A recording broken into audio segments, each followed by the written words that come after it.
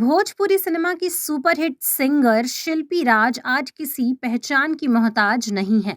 YouTube की trending star शिल्पी राज के गाने एक के बाद एक रिलीज और वायरल होते रहते हैं।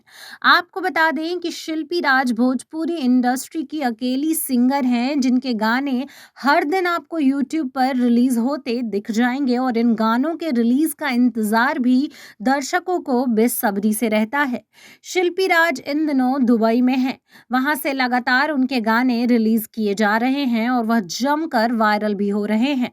आपको बता दें कि इस नए भोजपुरी गाने में शिल्पी राज की आवाज के साथ भोजपुरी की सुपर हॉट गर्ल माही श्रीवास्तव भी नजर आ रही हैं।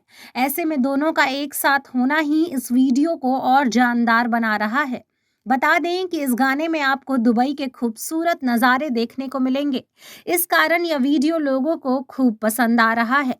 ऐसे में शिल्पी राज और माही श्रीवास्तव के इस गाने परदेसी बलमुआ का वीडियो यूट्यूब पर वायरल हो रहा है।